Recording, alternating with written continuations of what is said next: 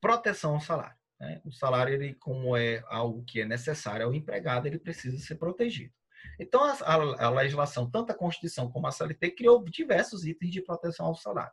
O primeiro é o que eu falei, já até falei de um pouco agora, mas vamos falar de maneira mais específica. O salário, ele não pode ter sua forma de pagamento alterada. Então, vamos imaginar que o empregado começou a trabalhar recebendo um salário fixo de R$ 2.000, de R$ 3.000. E o empregador, por alguma ocorrência, disse, não, agora eu não vou te pagar mais 3.000 fixo, eu vou te pagar 1.500 e o restante vai ser em comissão ou em percentagem. O empregado não pode ser pego de surpresa por isso. Por quê? Porque o empregador não pode alterar o contrato de trabalho do empregado para pior. Tá? Então, há uma proibição da alteração em pejos do contrato de trabalho, inclusive o salário. Então, se começa como salário fixo, a regra, a tendência é que termine como salário fixo, a não ser que a alteração seja para benefício do empregado. Tá? Cuidado, que a gente vai ver mais adiante, que existem as duas formas primárias de pagar o salário. O salário pode ser pago em dinheiro, em espécie, ou pode ser em natura, em serviço.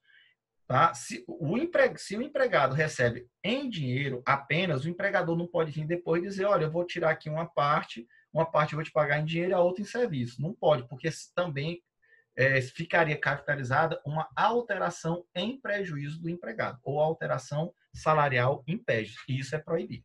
Tá? A outra regra de proteção ao salário seria a irredutibilidade salarial.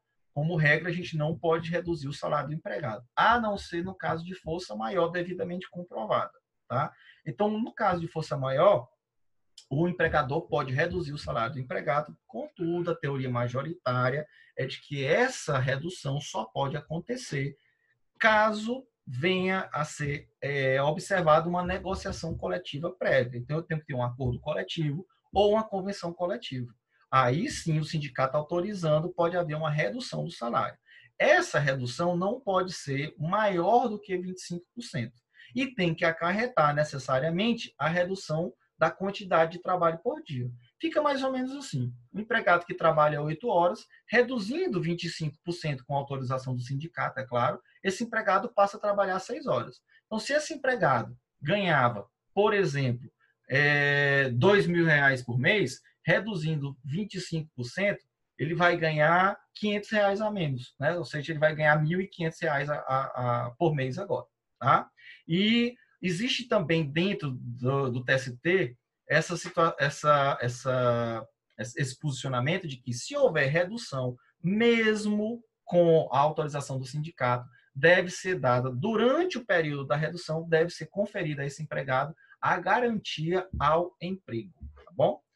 Bom, outro item de proteção é a prova do pagamento do salário. Salário só se comprova de uma forma, através de documento.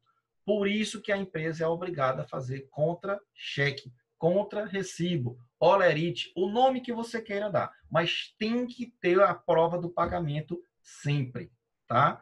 Então a empresa não pode dizer, eu te paguei, mas não te deu contra-cheque. Mas o outro funcionário pode provar isso porque ele viu você recebendo salário. Não existe isso. Cuidado que essa mesma regrinha também é aplicada no emprego doméstico, que é onde os empregadores domésticos mais pecam. Porque às vezes paga o salário direto em dinheiro para o empregado doméstico e não exige um recibo. Aí depois, se for com ação na justiça, você não tem como comprovar que pagou alguma coisa aquele empregado doméstico. Serve tanto aos empregados seletistas geralmente, que são os empregados de empresas, tá? Como serve essa regra também aos empregados domésticos, tá? A outra, quarta modalidade de proteção do salário, ela é muito mais no aspecto processual do que de direito material. É chamado pagamento da parte em controvérsia. Funciona assim. Se uma empresa está devendo um funcionário, né, e esse funcionário foi despedido, obviamente, né, houve a rescisão do contrato de trabalho, ele apresenta uma ação na Justiça do Trabalho cobrando aquele salário atrasado. Se a empresa se defende dizendo, olha, eu de fato não paguei o salário, mas eu já paguei outras rubricas, paguei gratificação, paguei 13º, paguei férias, mas o salário eu não paguei. Ou seja, esse valor do salário passa a ser incontroverso. Não há controvérsia a respeito dessa dívida. Não há dúvida a respeito dessa dívida. Vou dar um exemplo. Se o empregado recebia R$ 3.000 por mês, o empregador não pagou aquele R$ 3.000. O empregado vai lá, entra com ação na justiça, cobrando os R$ 3.000. A empresa se defende dizendo, olha, eu de fato não paguei o salário, o valor de 3.000.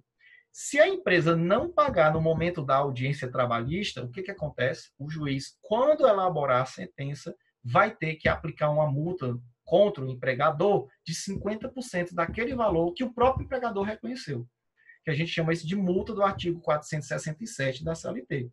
Imagina aí, o empregador estava devendo 3.000, não pagou, o empregado entra com ação na justiça, o empregador não se defende, dizendo que realmente não pagou os R$ 3.000, até porque ele não vai ter o recibo, não vai ter o recibo de transferência bancária, porque serve também a transferência bancária como método, como meio de pago, como meio de prova, tá? E o juiz, o senhor pode pagar agora, a empresa pode pagar agora. Se a empresa não pagar na hora da audiência, o que vai acontecer? Na hora da sentença, o juiz vai mandar pagar os 3.000 acrescido de 50%, ou seja, na prática, a condenação vai ser R$ 4.500, tá? É bem salgado e é feito dessa forma para fazer com que as empresas fiquem incentivadas de manter sempre o pagamento em dias dos seus funcionários, para não incorrer nessa multa do 467, tá? Que essa multa é em benefício do empregado.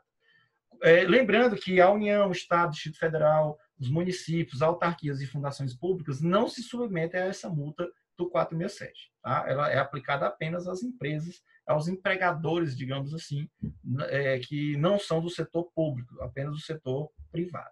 Tá?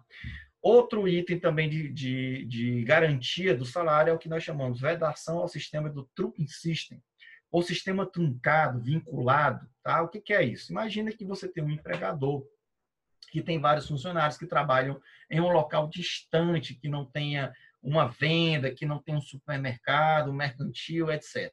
E ele diz o seguinte, olha, fulano, eu vou te pagar aqui R$ 2.000 por mês, R$ 1.500 por mês, mas você está obrigado a pegar esse valor de 1.500 lá no meu supermercado, lá na minha venda, lá no mercantil. Tá? Na prática, você deixa o empregado uma espécie de escravo ali daquele salário, porque o empregado só pode usar o seu salário lá naquele mercantil. Então, por isso que o sistema truncado, o sistema do trunk system, ele é vedado, ele é proibido, porque ele, na prática, ele vai levar a uma espécie de trabalho escravo. Você só trabalha para aquele empregador, obviamente, e só pode comprar as coisas lá no mercantil daquele empregador. Tá? É claro, gente, que esse sistema de trunk system ele é a regra, existe uma exceção. Imagine num local tão distante no Brasil, e nós vamos ter alguns locais assim, em que a única venda que se tem é a vendinha, é o supermercadinho lá do empregador dessa pessoa. O cara trabalha em um local, recebe dinheiro daquele empregador no local, mas o empregador tem um mercantil, é um mercantil naquela cidade, que é o único daquela cidade. O que não pode é vincular obrigatoriamente o empregado gastar o dinheiro dele lá no mercantil. Tá? Ele não receberia o dinheiro, pegaria apenas os produtos e levaria para casa. Isso não pode. Mas a legislação não proíbe daquele empregador ter o mercantil e o empregado, se quiser, ou seja, exercendo sua liberdade, pode ir lá comprar. Tá? Existe também, claro, e aí é uma consequência lógica do sistema do trunking system, é que se eu não posso pagar o empregado, se o empregador não pode pagar o empregado vinculado a que ele compre em um certo local, é óbvio que ele também não pode vincular o pagamento do salário a drogas nocivas. Seja ela drogas lícitas ou, pior, drogas ilícitas, certo? Então, toda vez que eu tenho uma droga nociva, uma bebida alcoólica, ou toda vez que a gente tem hoje é considerado, por exemplo, cigarro, é considerado droga nociva, tá? Charutos, etc. Toda vez que o empregador quiser pagar o empregado, o correto é que se pague em dinheiro, para ele exercer a liberdade de comprar onde ele queira comprar, para ele gastar da maneira que ele achar mais conveniente gastar o dinheiro dele, certo? Para evitar o sistema de truque system. E ele não pode trocar, o empregador não pode dar em troca do serviço drogas nocivas, seja cigarro, seja bebida alcoólica, seja qualquer tipo de droga. Tá? Bom, existe também dentro do contrato de trabalho as vedações aos descontos. A regra é que o empregado não pode ter nenhum tipo de desconto no seu salário. Vamos ler aqui com mais calma o artigo 462 da CLT. Ele diz, é vedado ao empregador efetuar qualquer desconto nos salários do empregado, com exceção de adiantamentos, aquilo que a lei dispõe que pode ser feito desconto ou norma coletiva, tá? Muito bem. Então, o que ele coloca aqui é que o empregador, como regra, não pode fazer nenhum tipo de desconto no salário do empregado. Então, o empregado ele deve receber integralmente aquilo que for ajustado. Mas nós sabemos que existem algumas disposições de lei que manda pagar, que manda reter certa fração do valor do salário. Por exemplo, o INSS, né, a Previdência Social. Todo empregado tem que contribuir para o INSS e todo empregador. Então, se o cara tem lá um salário de R$ 5.000, que é o salário contratual, a empresa retém o valor daqueles R$ 5.000. Por isso que tem o valor lá do contra-cheque que eu mostrei para vocês, do líquido a receber, porque tem o bruto, o valor dos descontos e o líquido no final, tá? Então, aqui não é um dispositivo de lei. Do mesmo jeito, quem ganha R$ 5.000 por mês vai ter o desconto do imposto de renda, fica o imposto de renda retido. Então, você acaba não recebendo o valor integral do que foi contratado, porque algumas coisas são descontos de lei. Outros podem ser desconto de norma coletiva. A norma coletiva autoriza que haja um desconto qualquer no salário do empregado. Ou em outros casos, a própria lei determina que o empregado também permita descontos que ele, empregado, queira. Por exemplo, para pagar um plano odontológico, um plano médico, tá? E nós temos também os chamados descontos, que são de lei, mas são determinados pelo judiciário. Por exemplo, pensão alimentícia.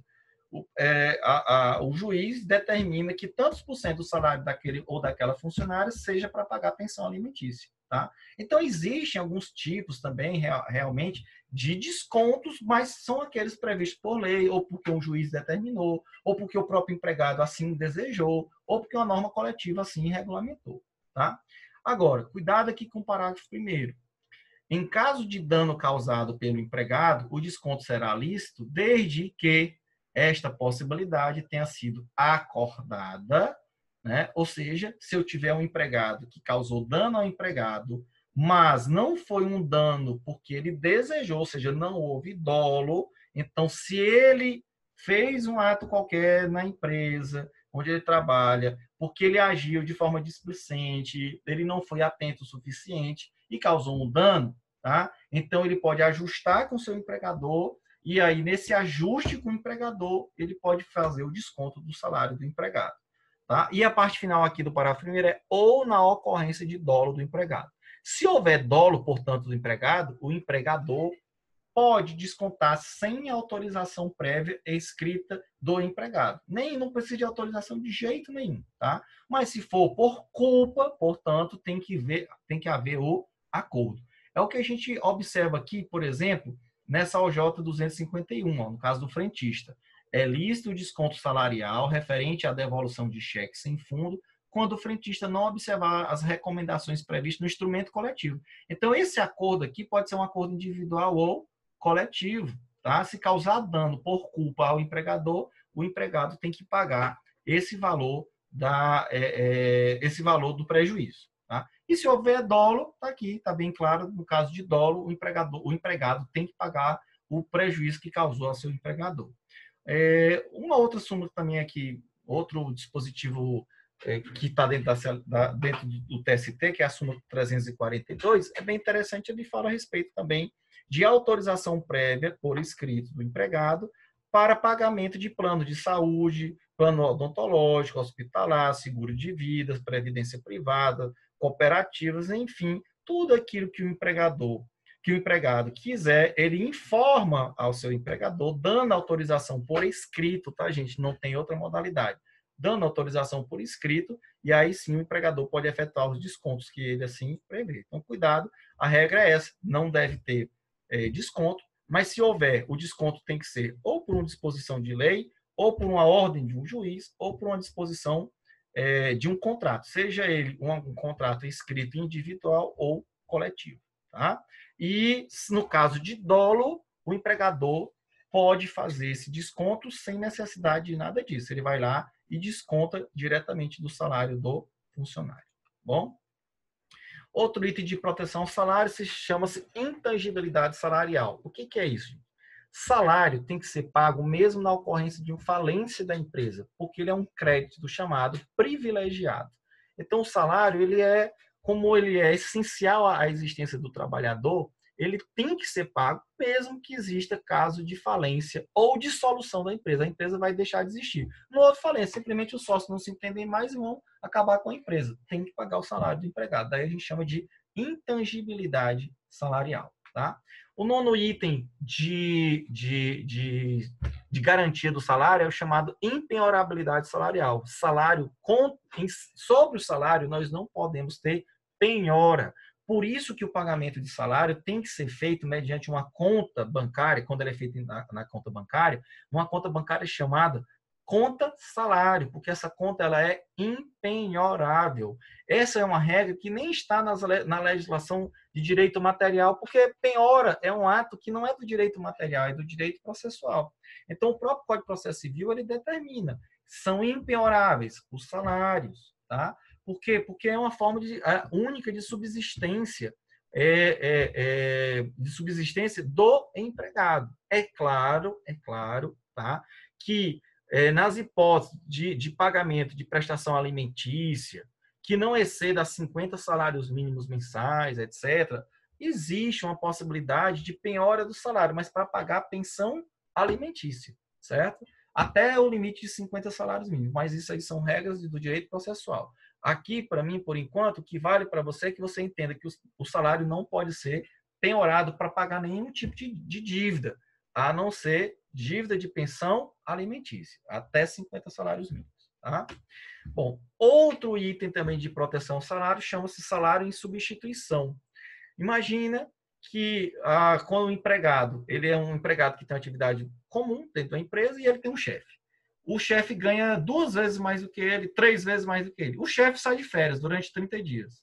E esse empregado é chamado para substituir o chefe. O que é que acontece? Durante o período de substituição, nesse período aí de 30 dias, que é um período mais largo, esse empregado tem que ganhar o mesmo salário do chefe. Por quê? Porque ele está exercendo a chefia de uma forma temporária, tá? Ele está sendo substituto do chefe. Então, quando o empregado assume, mesmo que temporariamente, aquele cargo da chefia, ele tem que ganhar o valor do salário do chefe. Agora, vamos supor que o chefe tenha saído 1 dia, 2, se ausente assim esporadicamente. Aí, nesse caso, a jurisprudência entende que não tem esse direito, tá? Mas se ele ficar substituindo por um período um pouco mais prolongado, aí sim ele tem que receber integralmente o valor desse chefe.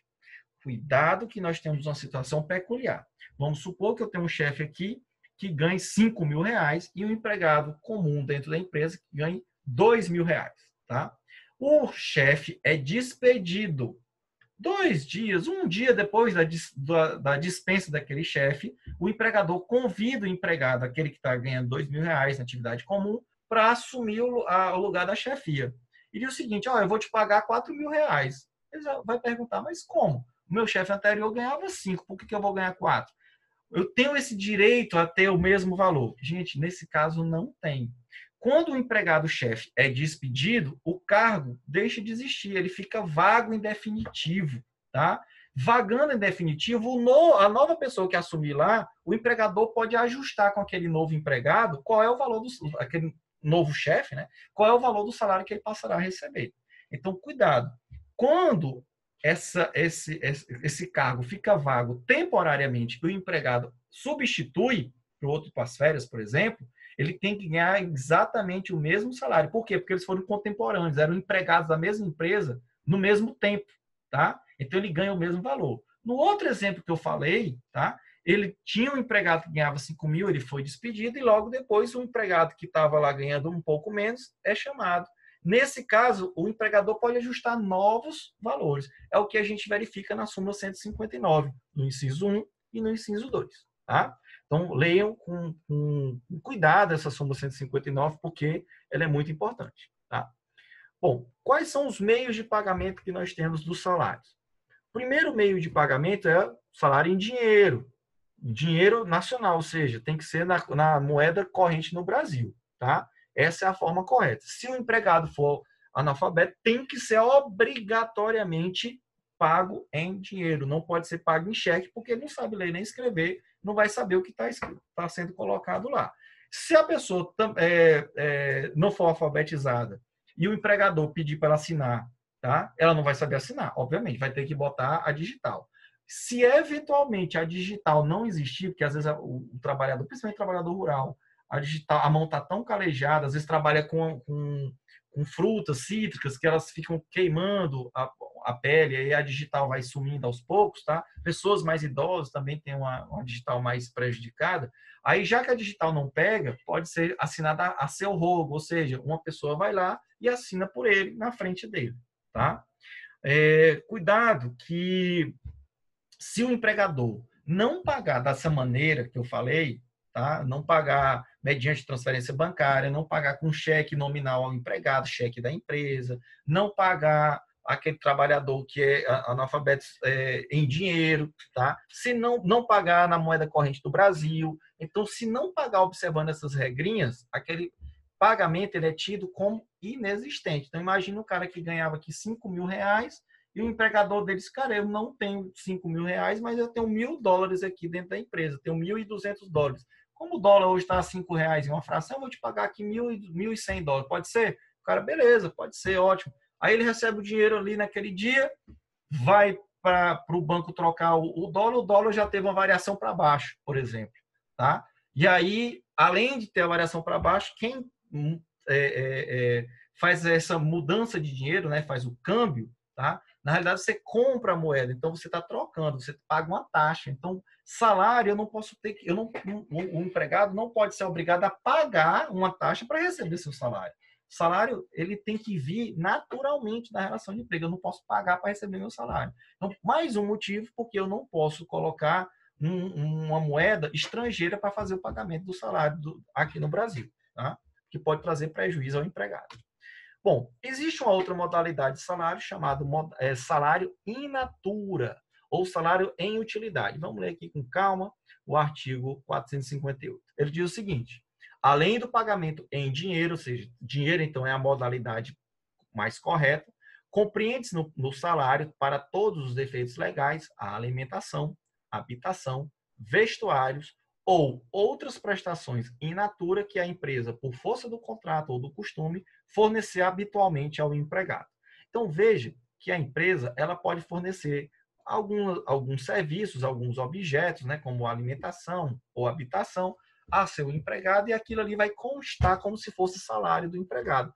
É o que diz aqui a súmula 367 do TST. Olha o que ela está dizendo. Habitação, energia elétrica, veículo fornecido pelo empregador ao empregado, quando indispensáveis para a realização do trabalho, não tem natureza salarial, ainda que o veículo fique sendo utilizado pelo empregado, mesmo em atividades particulares. Vamos explicar essa súmula bem cuidadosamente.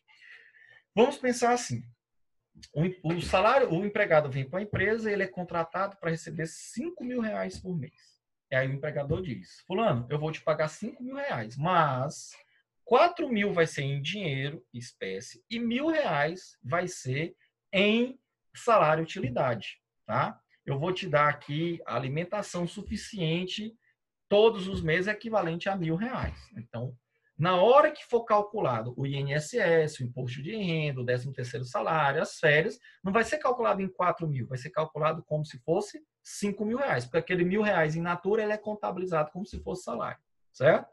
Bom, mas qual é o exemplo que a gente vê assim que o judiciário mais tem que utilizar?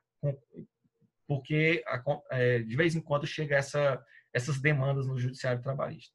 Vamos imaginar um empregado que seja um super administrador, um administrador muito bom. Aí ele é contratado para sair lá da cidade dele e vir morar na cidade onde o empregador tem uma indústria, por exemplo. Ele diz: fulano, vem trabalhar para mim, eu vou te pagar aqui R$ 5.000 e eu vou te pagar também, eu vou te conceder também um apartamento de 200 metros quadrados com tudo dentro, veículo, etc, etc. Muito bem. Bom, numa cidade, na zona urbana, numa cidade via de regra, não se tem problema de local para você habitar. Ou seja, não tem problema no Brasil de aluguéis. Nós temos o contrário, tá? Então, às vezes, o empregado, ele chama, né? Chama a atenção desse empregado o fato de ele vai ganhar R$ 5.000 e o aluguel vai ser pago pela empresa. Neste caso, gente, o aluguel, ele é um atrativo para que o empregado venha. Se é um atrativo, tá? Neste caso, eu vou entender isso como verba salarial. Então, quando se vai perguntar o real salário desse empregado, ele vai dizer, olha, é 5.000 em dinheiro e mais o equivalente àquele valor que eu tenho, eu teria que pagar a título de aluguel de um apartamento de 200 metros quadrados nessa cidade aqui que eu moro. Então, vamos supor que seja R$ 3.000, por exemplo. Tá? Então, o salário dele, para todos os efeitos, é 8.000, 5.000 em dinheiro e mais 3.000 equivalente a um aluguel de um apartamento muito bom, mobiliado, numa cidade. Tá certo? Então, seria dessa maneira que a gente tem. É desta maneira que nós temos que interpretar uma situação como essa. Tá?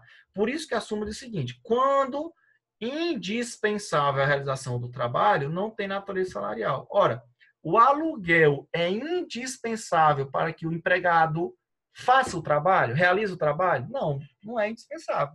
Eu posso, por exemplo, ter um empregado que diga, não, eu vou para a tua cidade, mas eu não quero morar nesse apartamento aí de 200 metros quadrados. Para mim, não me convém. Eu moro sozinho, não tenho esposa, não tenho filho, não tenho pai, não tenho mãe, não tenho irmão. Eu prefiro morar num apartamento menor, de 100 metros quadrados, eu mesmo alugo. Então, eu quero ajustar com você que o meu valor do meu salário vai ser 8.000, mas o aluguel fica por minha conta, eu que me viro na cidade para morar no lugar que eu achar bem melhor.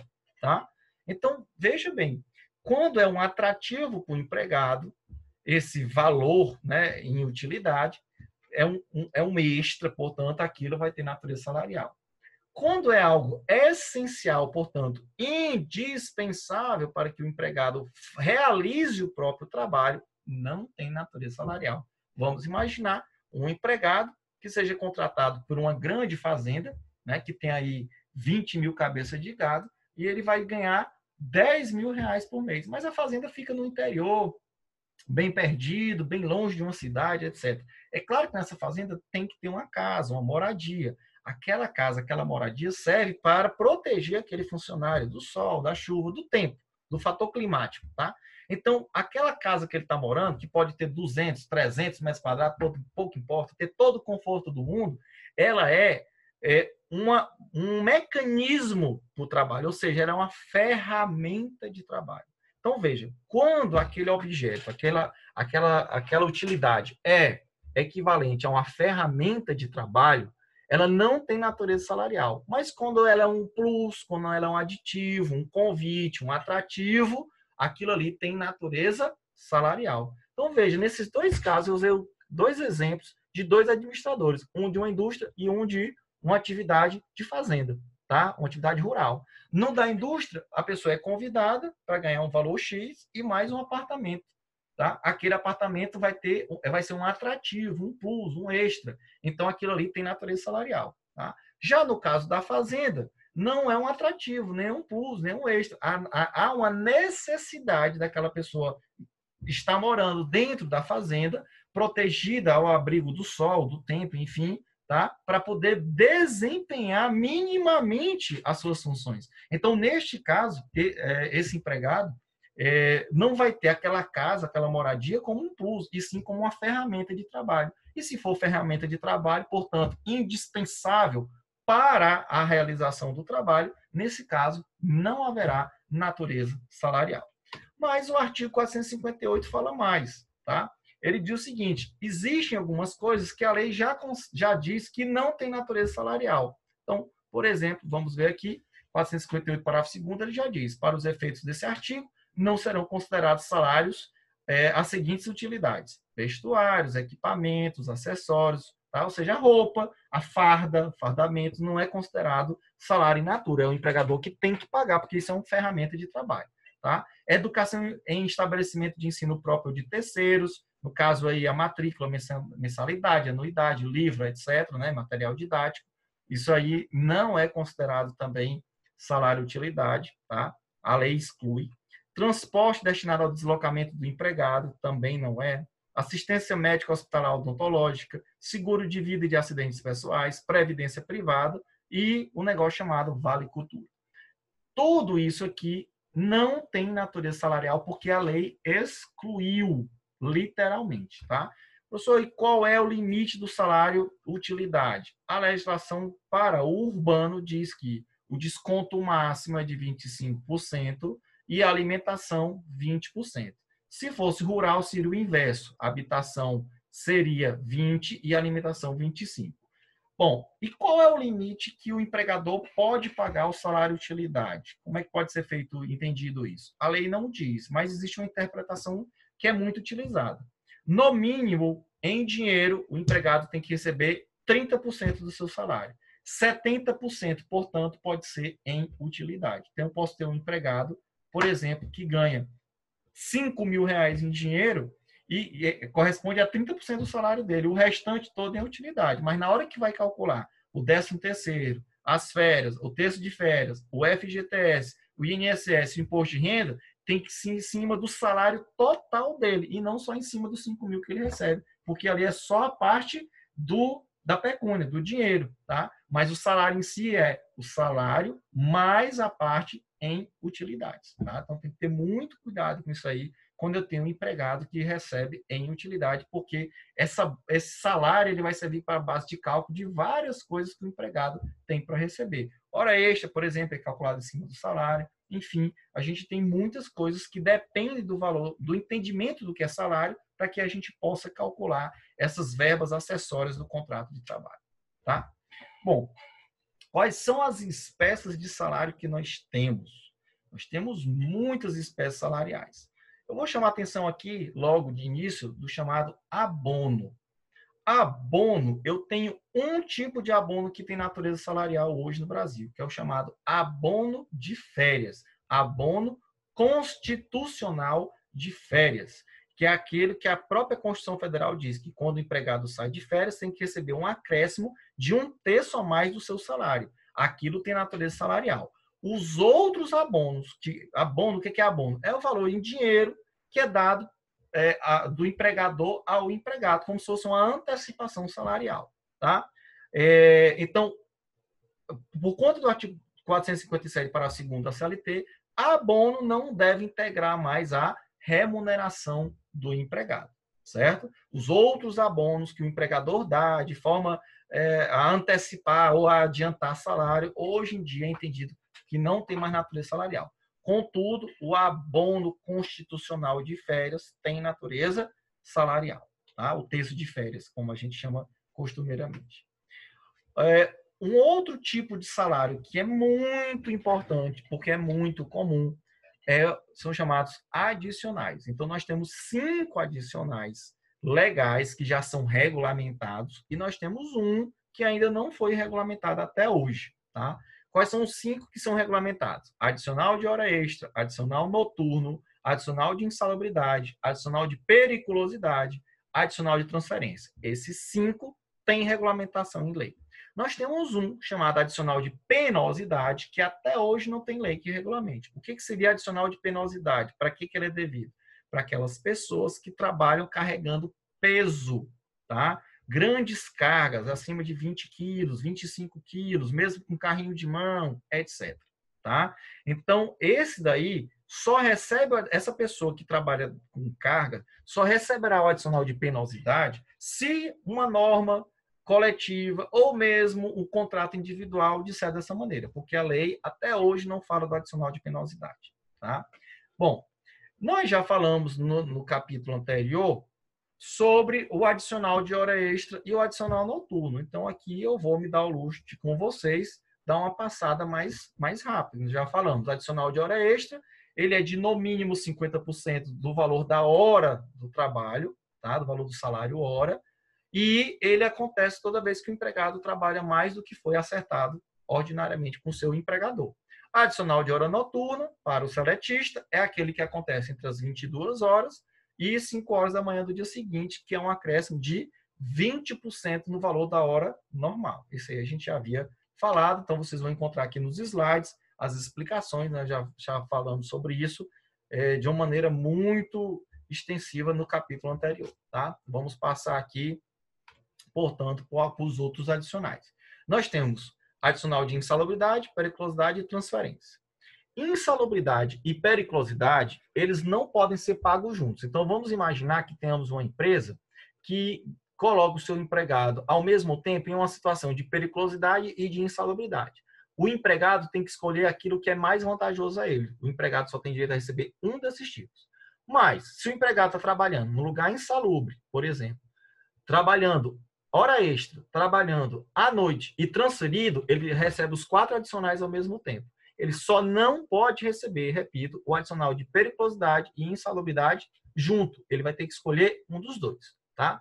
O que é insalubridade, gente? Trabalho em insalubridade, deixa eu botar aqui a lei, artigo 189, trabalhar trabalhar em lugar insalubre é trabalhar num local que exponha o empregado a um agente nocivo à saúde acima dos limites que a lei assim permite. O que é um agente nocivo? Trabalhar em um lugar extremamente frio, extremamente quente, ou então com muita vibração física, por exemplo, um som muito alto, o som ele vibra no tímpano, então isso pode ser considerado insalubre.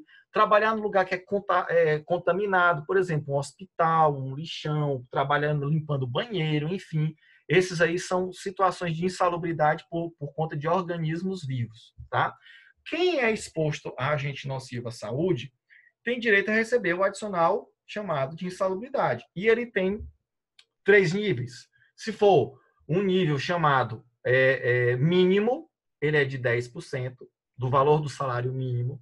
Se for um valor médio, né, adicional de salubridade, porque ele está com risco médio, ele é de 20% sobre o valor do salário mínimo. E se for um grau alto, nós vamos chamar de máximo, ele é de 40% sobre o valor do salário mínimo. Então, a insalubridade eu tenho 10, 20 ou 40%, porém, calculado sobre o valor do salário mínimo.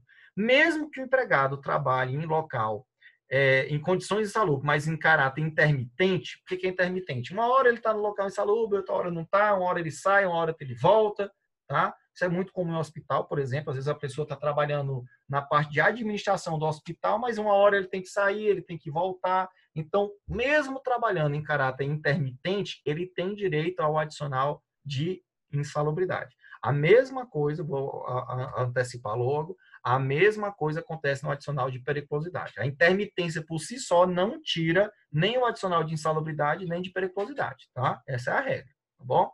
Bom,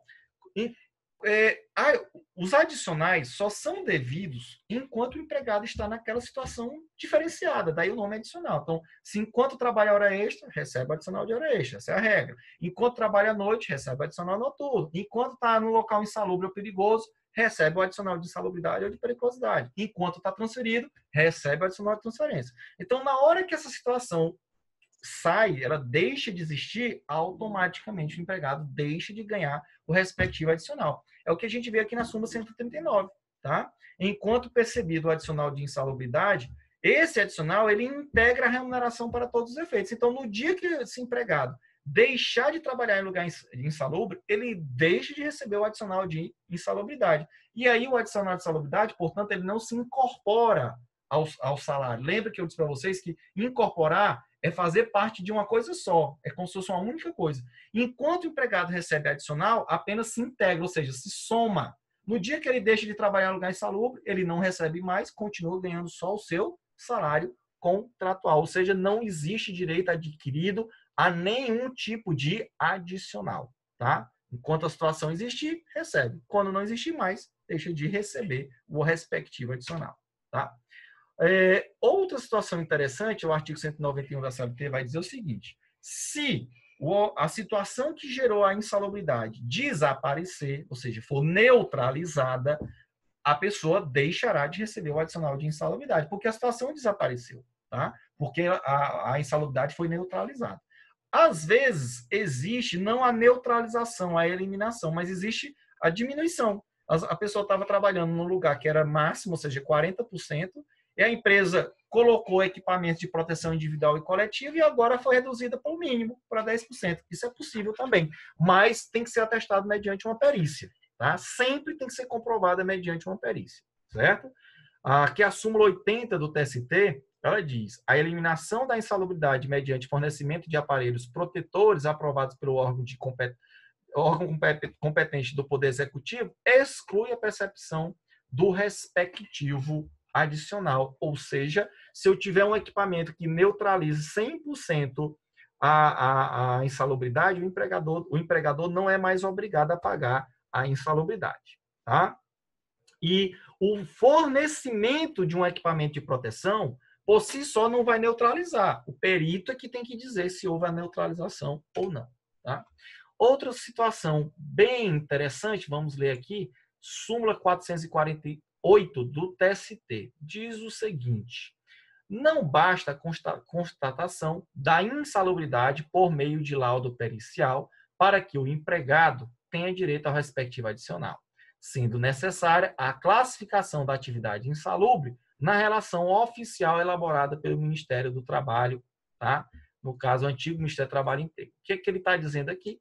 Ele está dizendo que, se o empregado apresenta uma ação na Justiça do Trabalho, apresenta um pedido perante seu empregador, dizendo que tem direito à insalubridade por conta de uma perícia, a perícia, por si só, não garante isso. Tem que estar a perícia e tem que ter o rol de insalubridade na portaria número 3214 de 1978, que criou a chamada Instruções Normativas, tá? As normas regulamentadoras, melhor falando, as NRs, tá? Essas NRs do Ministério do Trabalho e Emprego, essas normas regulamentadoras do Ministério do Trabalho e Emprego, é que vão dizer se a pessoa está trabalhando em local ou em situação de insalubridade ou periculosidade. Então, tem que ter a perícia, e a perícia tem que estar de acordo com o que está na NR. Tá? Vamos aqui para o item 2 da súmula 448. A higienização de instalações sanitárias de uso público ou coletivo de grande circulação e a respectiva coleta do lixo não se equipara à limpeza em residências e escritórios, enseja o pagamento de adicional de insalubridade em grau máximo, de acordo com a NR, olha o que eu estava dizendo, NR número 14, NR número 15, né, anexo 14 da NR número 15, da portaria do Ministério do Trabalho e Emprego, número 3214, quanto à coleta e industrialização do lixo urbano. Então, quem trabalha em limpeza de residência e escritório não recebe adicional de insalubridade, tá? A não ser que seja de uso público ou uso coletivo de grande circulação. Então, por exemplo, a pessoa que faz a limpeza de banheiro, nesse caso, o TST entende que tem sim que pagar a insalubridade. Mas quem faz a limpeza de uma casa, de um escritório, de um local de pouca movimentação, mesmo fazendo a coleta do lixo desse local, por si só, isso não vai dar direito à insalubridade. Tá? Agora, quem trabalha na coleta de lixo domiciliar, aquele pessoal que passa nos caminhões à noite, em regra, levando o lixo domiciliar, ou lixo urbano, ou lixo industrial, essas pessoas estão ali direto em contato com algo que é insalubre, que é perigoso à saúde. Eles têm direito. Agora, quem faz a limpeza de residência, de escritório, mesmo só a retirada do lixo, isso aí por si só não dá direito à insalubridade. Vamos avançando, vamos aqui para a OJ 173, que vai falar da atividade a céu aberto. Vamos lá. Item 1. Ausente previsão legal, indevido adicional de insalubridade ao trabalhador em atividade a céu aberto, por sujeição à radiação solar. Vamos aqui. Pergunta é, professor Cinéas, quem trabalha ao céu aberto, porque pega muita radiação solar, por si só tem direito à insalubridade? O que é que o TST entende? Não. Só porque trabalha a céu aberto, porque tem direito, porque está exposto à radiação solar, no Brasil não tem direito, por si só, ao adicional de insalubridade. Por quê, gente? Porque nós estamos em um país tropical, então praticamente no Brasil todo a radiação solar é enorme, tá? E é muito acima dos níveis que a Organização Mundial de Saúde aconselha. Então, nesse caso, a ANR diz o seguinte: quem trabalha exposto a céu aberto por si só, não tem direito à radiação, por conta da radiação solar, não tem direito à insalubridade. Contudo, a OJ 173 diz algo também interessante. Olha que é no item 2. Tem direito ao adicional de insalubridade o trabalhador que exerce atividade exposta ao calor acima dos limites de tolerância, inclusive em ambiente externo com carga solar, nas condições previstas no anexo 3 da NR15. Aqui é diferente. Olha o que ele está dizendo. Ele está falando da pessoa que está exposto ao calor. Tá? Então, quem está exposto ao calor, por exemplo, trabalha numa fornalha, em céu aberto, veja que ele tem a radiação de alguma coisa, do fogo, etc., e a radiação solar. São dois elementos. Nesse caso, ele terá direito à insalubridade, mas não só por conta da radiação solar, mas porque ele está exposto ao calor de algum outro elemento que não seja apenas o sol, certo? Aí, nesse caso, terá direito, sim, a adicional de insalubridade. Bom, vencido aqui a parte adicional de insalubridade, vamos para o adicional de periculosidade. O que ele diz aqui? São considerados atividades ou operações perigosas na forma da regulamentação do Ministério do Trabalho e Emprego, aquelas que, por sua natureza ou método de trabalho, implique risco acentuado em atividade, em virtude da exposição permanente do trabalhador ao quê?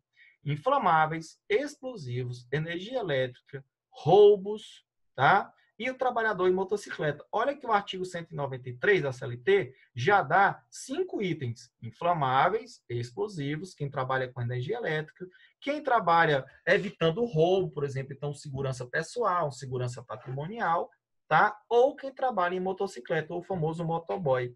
Esses 5 itens, quem trabalha com esses 5 itens tem direito a receber o adicional de periculosidade. E esse adicional de periculosidade, ele é de 30% sobre o valor do salário contratual, tá? Contratual, tá certo? E aqui o parágrafo 2º diz: o empregado pode optar entre o adicional de insalubridade e, claro, o de periculosidade, porque os dois não podem ser pagos em conjunto, tá? Bom, então eu tenho 5 itens aqui no artigo 193. Inflamável, explosivo, energia elétrica, roubos e motocicleta, que está direito a um adicional de 30% de periculosidade, tá? Calculado em cima do salário contratual. Tudo. Nós temos também outras normas que criaram uma outra situação para que o empregado também receba adicional de periculosidade, que é a radiação ionizante, ou simplesmente radiação. Então, o empregado que está exposto à substância radioativa tem direito ao adicional de periculosidade. Então, hoje, gente, nós temos não 5, mas 6 situações que claramente dão direito ao adicional de periculosidade. Vamos lá. Inflamável, explosivo, energia elétrica, roubos, trabalhador em motocicleta e a radiação ionizante. Radiação, tá? A pessoa que trabalha em local perigoso, não é necessário que ele trabalhe toda hora, 100% do tempo, com a atividade perigosa. Mesmo que ele trabalhe de forma intermitente, ou seja, ora ele está no local perigoso, ora ele não está, mesmo assim ele tem direito ao adicional de periculosidade. Imagina uma pessoa que trabalha com a máquina de raio-x. Tem hora que ele está perto da máquina, tem hora que ele não está. Então, mesmo que ele passe mais tempo afastado, passe ali 30, 40, 50%, né, perto daquela máquina, né, exposto a um ambiente de radioatividade, mesmo que ele não fique 100% do tempo, ele tem direito à periculosidade. A única observação que o TST fala a respeito disso, de não receber essa periculosidade, é quando o tempo que você fica perto do local de periculosidade é tão pequeno, é tão eventual, é tão ínfimo, tá?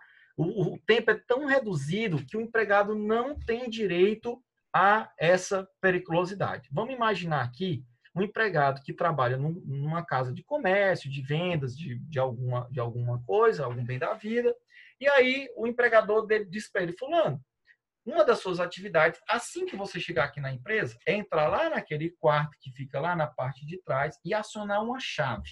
Né? Você vai estar ali perto da eletricidade. E ele demora para fazer isso, talvez 1 minuto no começo do dia, 1 minuto no final do dia, 2 minutos. Gente, o que são 2 minutos numa jornada de trabalho de 8 horas? É quase nada. O valor é muito reduzido. É extremamente reduzido. Além disso, o contato dele se dá de forma esporádica, eventual, quase fortuita. Né? Então, é tão pouco o tempo que ele fica exposto que o TST entende que, nesse caso, ele não tem direito a receber o adicional de periculosidade. Tá? Que é o que a gente vê aqui na súmula 364 do TST. Ó. Tem direito ao adicional de periculosidade o empregado exposto permanentemente ou que de forma intermitente se sujeita à condição de risco. Tá? Até aqui foi o que eu havia falado antes. Aí vem aqui a exceção. Indevido, quando o contato se dá de forma eventual, assim ou considerado fortuito, ou que, sendo habitual, se dá por tempo extremamente reduzido. Então, aqui ele fala a regra, ou seja, mesmo na intermitência tem direito à periculosidade, a não ser, aí vem a exceção, que seja por tempo extremamente reduzido. Item 2. Não é válida a cláusula de acordo com a convenção coletiva de trabalho, fixando o adicional de periculosidade em percentual inferior ao permitido em lei. Então, eu não posso colocar, porque o empregado fica um tempo um pouquinho menor do que os outros em um local de periculosidade, eu não posso dizer que para ele vai ser um valor de 28%, de 25%, de 20%. Tem que ser 30%. Tá? Aí fala, pois tal parcela constitui norma ou medida de higiene, saúde e segurança do trabalho que é garantido por ordem pública, uma norma de ordem pública. Então, não se pode reduzir o percentual do adicional de periculosidade. Então, o adicional de periculosidade é sempre 30% sobre o valor do salário. Já o adicional de insalubridade é 10%, 20% ou 40% sobre o valor do salário mínimo. Tá bom? Ainda na periculosidade, quem trabalha em bomba de gasolina tem direito ao adicional de periculosidade. Por quê, gente? Porque bomba de gasolina você trabalha diretamente com inflamável, tá? Então é possível. Quem trabalha no adicional noturno tem direito a receber os dois adicionais, o noturno e o adicional de periculosidade. E eles são integrados, ou seja, eles são somados para efeito de cálculo trabalhista, tá? Eu já falei isso aqui, o adicional de periculosidade incide apenas sobre o valor do salário básico e não sobre esse acrescido de outras coisas, né? Está na própria lei, então ficou mais fácil de identificar isso. Vamos colocar aqui a respeito do adicional de periculosidade para quem abastece ou fica perto de uma aeronave na hora do abastecimento. Cuidado com essa súmula 447. Olha o que ela diz. Os tripulantes e demais empregados em serviços auxiliares de transporte aéreo que, no momento do abastecimento da aeronave, permanecem a bordo, não têm direito ao adicional de periculosidade. Então, o piloto que fica a bordo de uma aeronave comercial na hora do abastecimento, ele não tem direito. Mas vamos pensar o seguinte: e se o piloto é o piloto de uma pequena aeronave, em que ele desce, muitas das vezes, inclusive para ajudar a pessoa que vai abastecer. Ele tem direito ao adicional de periculosidade? Claro que tem. O que a súmula diz é apenas as pessoas que ficam a bordo não têm direito, mas quem está no chão, tá, fazendo o serviço de solo, abastecendo, ou próximo, mesmo que não esteja abastecendo, mas esteja próximo ao abastecimento, tem direito ao adicional de periculosidade, certo? O adicional de periculosidade, como eu falei para vocês, ele integra o cálculo das indenizações de hora extras, enfim, como eu disse para vocês, toda vez que você recebe o adicional de hora extra, o adicional de insalubridade, de periculosidade, adicional noturno, você integra, você soma, tá? E durante as horas de sobreaviso, o empregado não se encontra em condição de risco. Por quê, gente? Porque no sobreaviso, o empregado está em casa. E se ele estiver em casa, está longe do perigo, né? Para efeito de lei. Então, nesse caso, adicional de periculosidade não integra o sobreaviso porque o empregado está em casa. É uma situação até bem fácil de explicar. Bom, recentemente, né, o TST, agora no comecinho de março de 2020, o TST julgou de forma definitiva que quem recebe insalubridade e periculosidade tem que escolher um dos dois, não tem direito a receber os dois em conjunto. Tá? Então, resolveu-se isso através dessa tese, Graças a Deus, era uma CDM que tinha aí na doutrina e hoje já não temos mais. Tá? Vamos aqui ao adicional de transferência. O que é o adicional de transferência? É aquele que é pago ao empregado quando ele sai da cidade em que ele estava trabalhando e momentaneamente vai para outra cidade. Vamos imaginar, o empregado está em Teresina, trabalhando em uma loja, aí o dono da loja vai abrir uma outra em Parnaíba, 300 quilômetros de distância, tá? Então ele diz, olha, fulano, como você é meu empregado aqui de maior experiência, vai ficar 2, 3 meses lá em Parnaíba, me ajudando a abrir a loja de Parnaíba. E enquanto esse empregado estiver deslocado trabalhando em Parnaíba, ele está transferido. Então, toda transferência é provisória. Tá? Então, quando ele está lá provisoriamente, ele fica ganhando o adicional de transferência, que é um acréscimo de, no mínimo, 25% sobre o valor de todos os salários que ele tem que ganhar. Tanto é que o artigo 469 da CLT, parágrafo 3º, diz, recebe o adicional de transferência, né? É um pagamento suplementar nunca inferior a 25% dos salários. Ele usa no plural. Então, você pega tudo que ele vai receber e acrescenta 25%. Isso nós chamamos de adicional de transferência.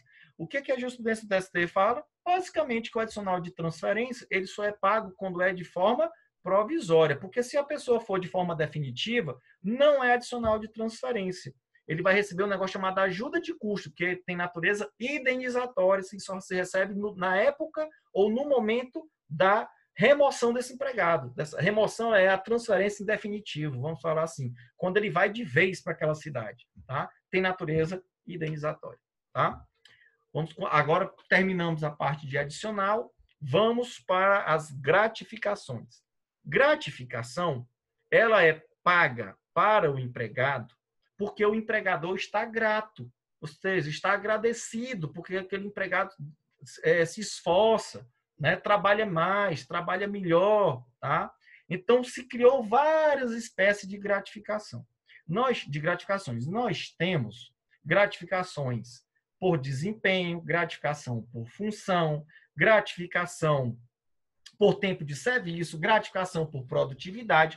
Cada empresa pode criar a sua. Não existe uma legislação que diga qual é o tipo de gratificação que deve se pagar ao empregador, a não ser 2 casos específicos, que nós chamamos de gratificação de função, que é o caso do gerente, que ele recebe no mínimo 40% a mais, tá? Isso está na CLT, nós já falamos uma vez a respeito disso, e a gratificação natalina, que é o 13º salário. Essas aí estão capituladas na lei, mas todas as outras, como gratificação de produtividade, serviço, gratificação trimestral, semestral, etc., estas que não estão na lei, mas o empregador paga porque quer, tá? Neste caso, a gratificação tem natureza salarial, mesmo que ajustada tacitamente com o funcionário, não precisa estar nem por escrito. Então, toda gratificação, todo pagamento de natureza salarial, que nós chamamos de gratificação, ele tem natureza salarial para todos os efeitos legais. Tá? Então, ele vai ser contabilizado, por exemplo, nas férias, vai ser contabilizado no FGTS, no INSS, nas verbas previdenciárias, enfim, em todas as rubricas salariais. Tá? O 13º salário, que nós chamamos, que o nome dele correto é gratificação natalina, ele é pago, como eu já disse aqui, uma vez ao ano em 2 parcelas. Uma parcela até o dia 30 de novembro de cada ano e a segunda parcela até o dia 20 de dezembro de cada ano. Então, geralmente se paga a metade no final de novembro e a metade no dia 20 de dezembro daquele ano trabalhado. Mas é possível que o empregado não receba o 13º salário integral. Pode ser que ele receba proporcional. Por exemplo, o empregado começou a trabalhar em julho. Aí lá em dezembro ele só trabalhou julho, agosto, setembro, outubro, novembro, dezembro. Só trabalhou 6 meses. Não é justo que ele ganhe uma gratificação integral igual àquele empregado da empresa que trabalhou de janeiro a dezembro. Então, como é que nós vamos dividir isso? Nós temos a gratificação natalina, ou 13º salário integral, que serve para aqueles empregados que trabalharam os 12 meses daquele ano, e a proporcional. Como é que eu conto a proporcionalidade? A cada período de 15 dias ou mais trabalhado dentro de um mês, ele equivale a 1/12 para efeito de 13º salário. Como é que eu faço o cálculo? Vamos voltar no exemplo. A pessoa trabalhou julho, agosto, setembro, outubro, novembro, dezembro, certo? Trabalhou julho todinho, trabalhou agosto, setembro, outubro, novembro, 5 meses trabalhou integralmente. E dezembro, ele trabalhou até o dia 20. Se ele trabalhou 15 dias ou mais, então ele já tem direito a receber um dozeavos. Como eu tenho 12 meses no ano, cada mês é um dozeavos. Se a pessoa trabalhou os 12 meses dos 12 possíveis, 12 dozeavos é igual a um inteiro, então ele recebe 13º salário integral. Mas se ele só trabalhou 6 meses dos 12 possíveis, ele vai receber 6 dozeavos, que na prática é a metade do 13º, né? Metade do valor do salário. Então ele vai receber um 13º salário proporcional, nesse meu exemplo, 6 dozeavos. E cuidado, toda vez que o empregado trabalha 15 dias ou mais dentro daquele mês, já é entendido como um dozeavos para efeito de 13º salário. Tá? Às vezes, o empregado ele recebe uma licença previdenciária e fica 2, 3, 4, 5 meses afastado do emprego.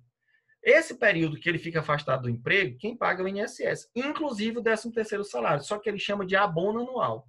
Tá? Então, vamos supor que o empregado ficou de janeiro a junho afastado por conta de uma doença.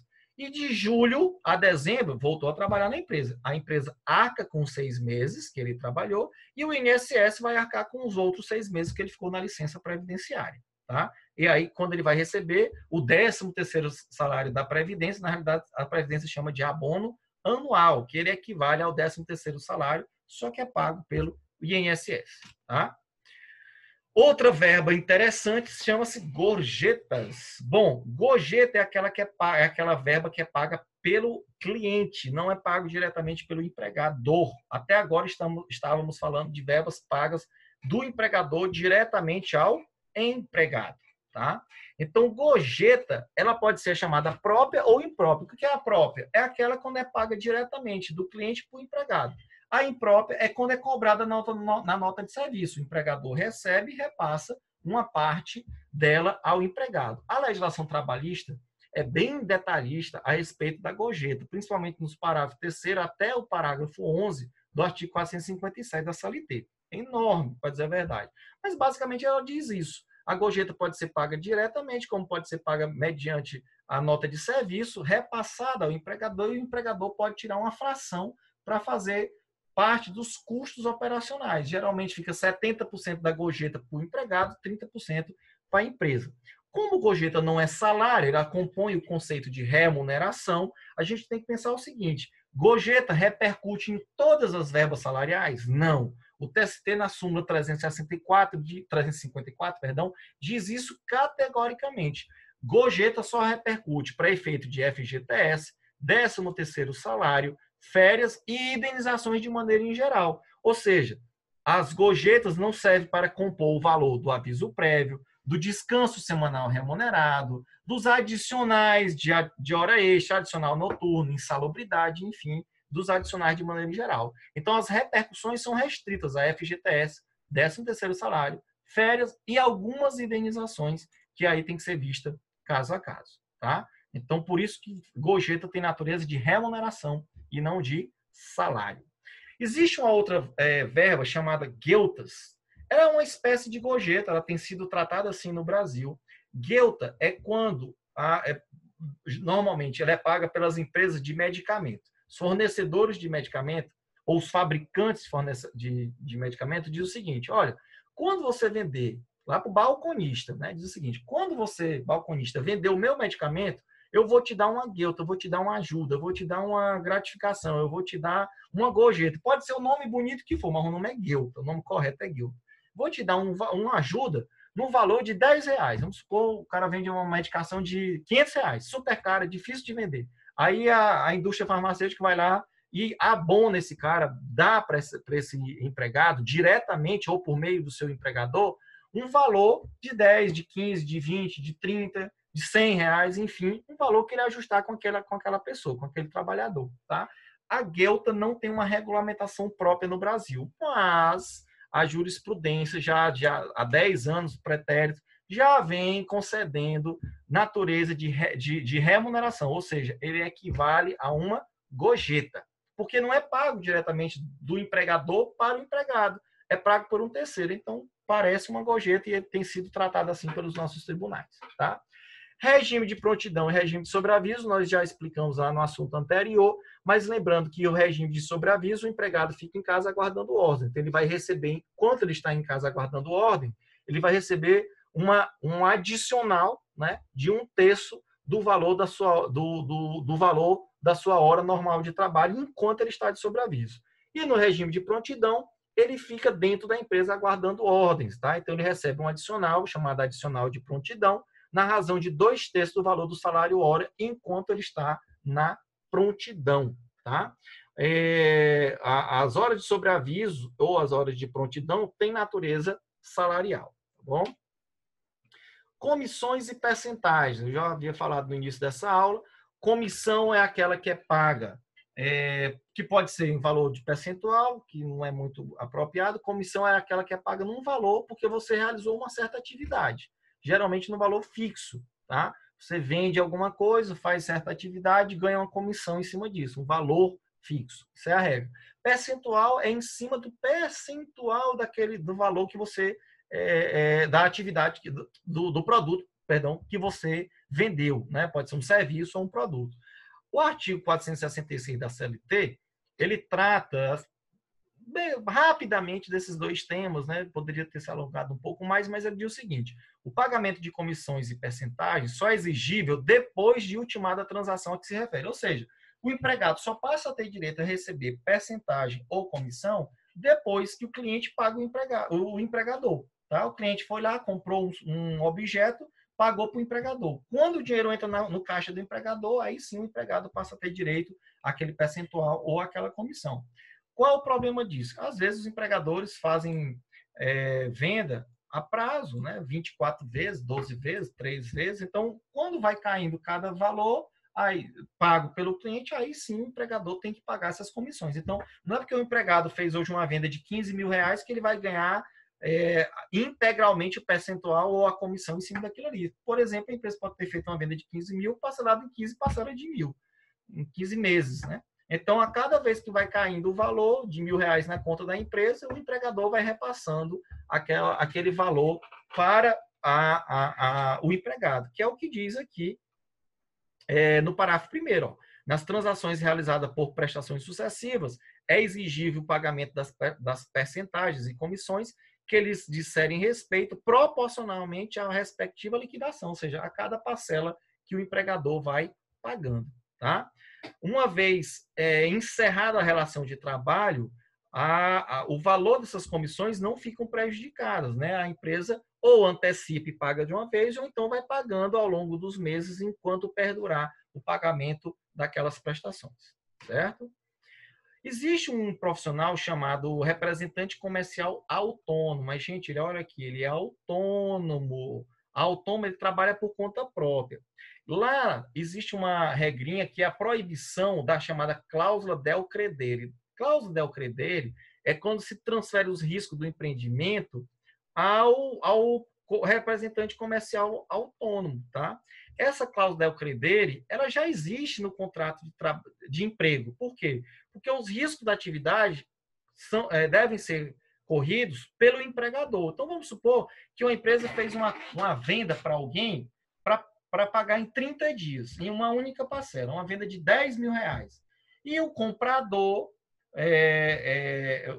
nunca pagou aqueles R$ 10.000. Claro, não vai entrar nenhuma comissão para o empregado, mas também o empregado não pode ter que indenizar o empregador. É basicamente o que a cláusula del credere determina, e ela é proibida no Brasil, tá? Tanto para o autônomo como para o empregado normal da CLT. Vamos ver agora algumas verbinhas, algumas verbas indenizatórias, tá? Nós temos aí os chamados prêmios. Prêmio, a CLT, ela tem um conceito para prêmio. Prêmio são aquelas liberalidades concedidas pelo empregador na forma de bens, serviços, valor em dinheiro, que o empregador paga ao empregado ou a um grupo de empregados em razão de desempenho superior ao que é esperado de forma comum, ordinário, né? Então, o que é um prêmio? Vamos supor que a empresa diz o seguinte: olha, equipe, se vocês venderem aqui nesse mês R$ 1 milhão, a equipe toda, eu vou dar um prêmio que é uma TV de tantas polegadas HD, etc., 4D, enfim, para vocês, tá? Então, o prêmio pode ser um objeto, um bem, pode ser um serviço. Eu vou dar uma viagem para quem conseguir bater essa meta, tá? Ou vou dar dinheiro, né? Quem conseguir bater essa meta aqui de vender 100 mil reais ao mês, eu dou um prêmio de 2 mil reais, por exemplo. Então, prêmio é isso, mas veja, prêmio tem que ser estabelecido para um grupo de trabalhadores ou para todo mundo dentro da empresa, tá? De maneira uniforme. E esse trabalhador, ele não pode conseguir bater a meta muito facilmente. Tem que ser uma situação extraordinária, acima do ordinariamente esperado por aquele trabalhador. Se o cara bate a meta todo dia, todo mês, se é muito fácil para ele bater a meta, isso não é prêmio, né? Está sendo disfarçado como prêmio, mas não é prêmio, né? Isso tem natureza salarial. Então, para uma empresa estipular um prêmio, ela tem que botar qual é a meta mínima e de colocar, ó, você tem que vencer essa meta. Acima do vencimento dessa meta, ultrapassando essa meta, eu posso pagar um prêmio para você, tá? Ou individual ou coletivamente, certo? Prêmio, quando ele é prêmio mesmo, real, verdadeiro, ele não tem natureza salarial, então ele não se integra na base de cálculo, não serve para FGTS, para INSS, para férias, para 13º salário, não serve para nada, tá? É só um valor que o empregado ganha, aí a gente diz que tem natureza indenizatória, né? Ajuda de custo e diárias para viagem também não tem natureza salarial, é só natureza indenizatória. A ajuda de custo é aquela que eu disse para vocês, quando o empregado é removido, sai de Teresina, por exemplo, e vai morar em definitivo em Parnaíba, tá? Aí ele ganha ajuda de custo, ganha uma vez e tem natureza indenizatória, e ela é ajustada, o valor é ajustado, acordado entre empregado e empregador. Diários é quando o empregado continua trabalhando em Teresina, mas ele sai fazendo viagens em nome da empresa. Vai ali e volta, rapidinho ele volta. Passa 2, 3, 4 dias, 5 dias, 10 dias e volta.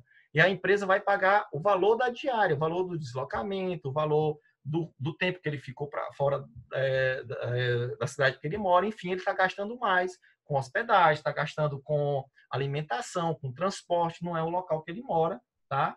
Habitualmente, então tem que se pagar essa chamada diária, tá certo? Outra verba de natureza não salarial é chamada participação nos lucros e resultados da empresa, chamada PLR.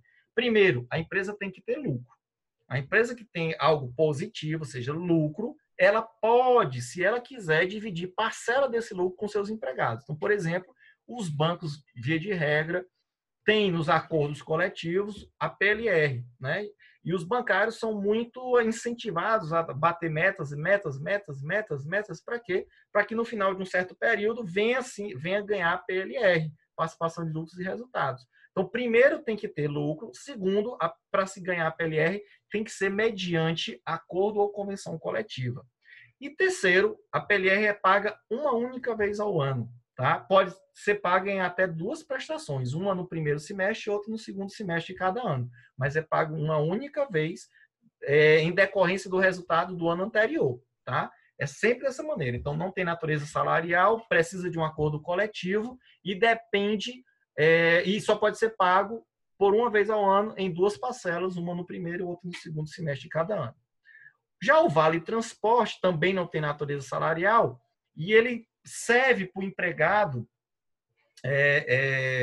fazer frente aos gastos com o transporte público, né, de casa para o trabalho, do trabalho para casa. Tá?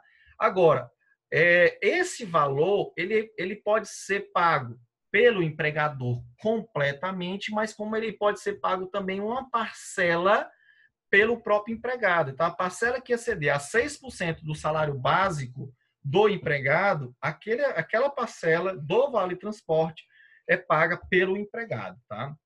Então, esse custo ele é dividido, às vezes, entre empregado e empregador, por mais esse motivo, né, já que o empregado está pagando, ele também não tem natureza salarial, e a própria lei já diz isso.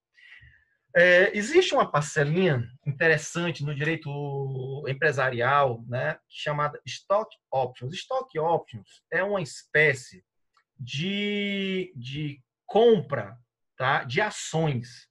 Então, imagine aí, você trabalha numa empresa SA, né? Ela negocia as suas ações na Bolsa de Valores.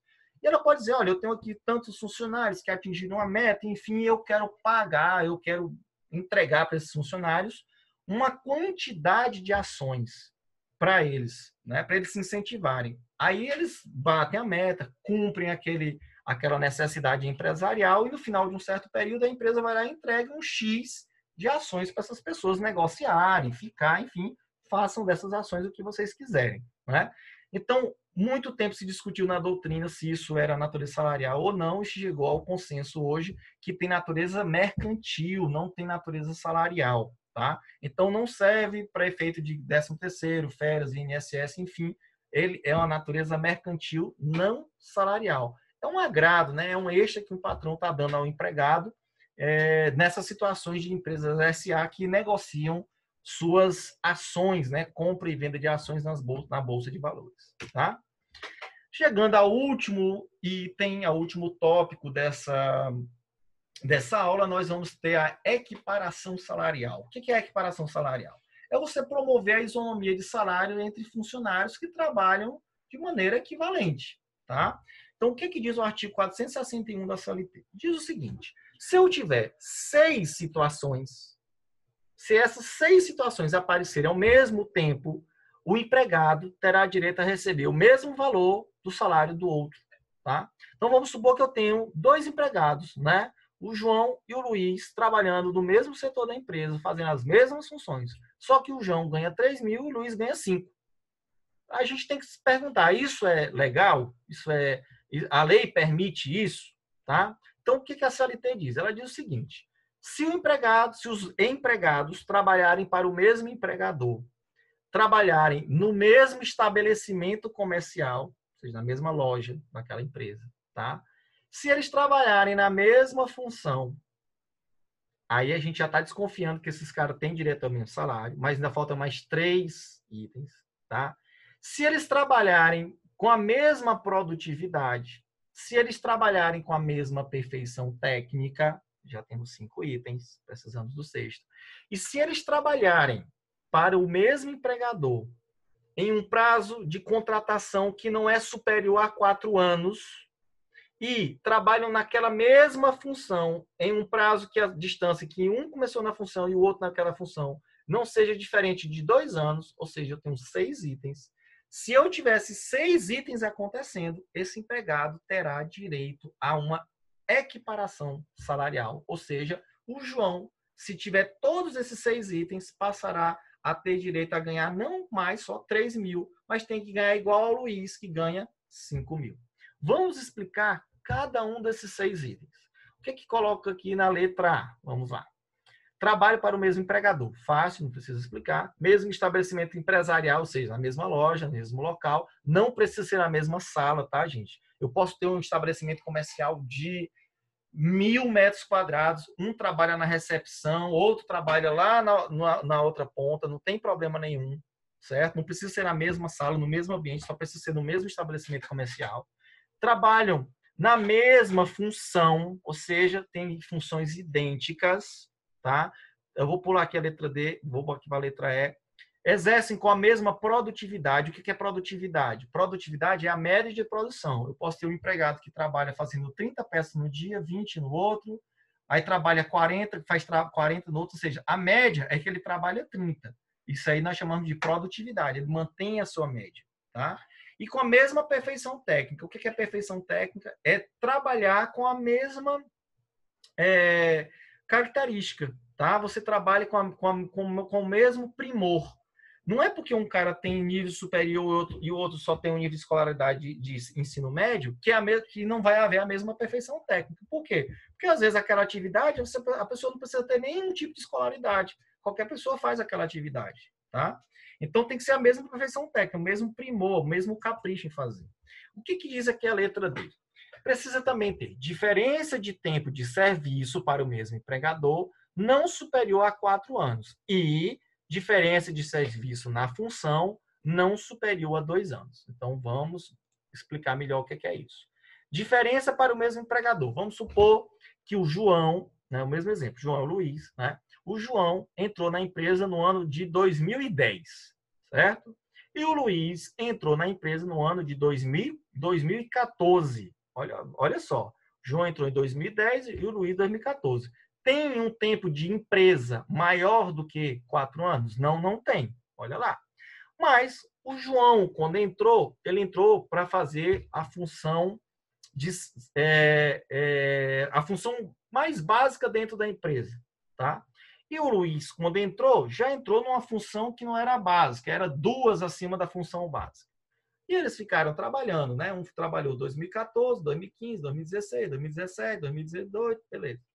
E o João, tá? E o outro ele começou em 2010, 2011, tá? Até que um belo dia, o Luiz foi para uma função de gestão dentro da empresa, tá? E o João só foi para essa função um tempinho depois. Então eu tenho que medir qual é esse tempo que um entrou na função equivalente a outro.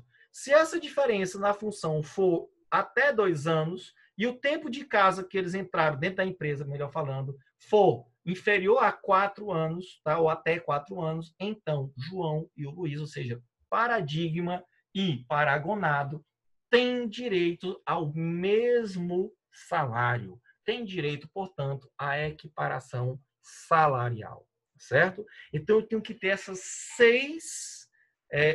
6 itens para que necessariamente esse empregado tenha direito à equiparação salarial. Porém, vamos aqui, existe uma situação que, se ela acontecer, nenhum empregado vai ter direito à equiparação, que é quando existe quadro de carreira ou uma norma interna na empresa ou uma norma coletiva que cria um plano de cargos e salário. O plano de cargos e salário, ele sempre vai colocar situações objetivas, tá? Dizendo como é que você vai crescendo dentro da empresa. Uma vez aquela situação objetiva ocorrendo, automaticamente o empregador tem que dar a ascensão funcional. Se eu tiver quadro de carreira organizado, ou plano de cargos e salários organizado dentro da empresa, pode ter aqueles 6 itens, mas eles não vão mais funcionar. Por isso que eu chamo esse plano de cargo e salário de requisito negativo. Porque se ele existir, eu tenho que seguir à risca aquele plano de cargo e salário. Então, o empregado, para subir de um degrau para outro dentro daquela minha empresa, ele tem que ter no mínimo 2 anos em cada degrauzinho, em cada função, ele tem que ter cursos, ele tem que ter um mínimo de comparecimento dentro da minha empresa, enfim, eu vou criando requisitos objetivos, tá? Então, tem que ser, se a empresa tiver, o empregado tem que observar o que diz esse plano de cargos e salários, tá? E a promoção, elas podem ser feitas por merecimento ou por antiguidade, certo? Ou por apenas um desses critérios.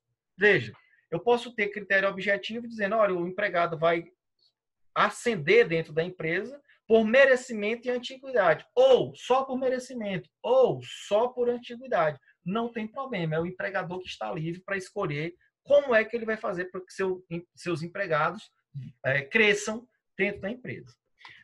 Por fim, se for comprovada que existe essa diferença salarial entre empregados da mesma empresa por um motivo de discriminação de sexo ou de etnia, certo? Porque um tem cor branca e o outro é pardo, um é negro, o outro é branco, um é homem, o outro é mulher, tá?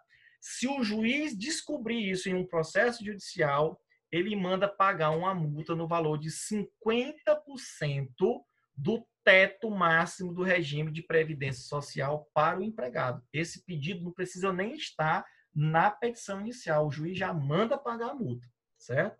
Hoje seria algo em torno de R$ 3.000, aproximadamente, o valor dessa multa, se o juiz descobrir isso daí, tá certo?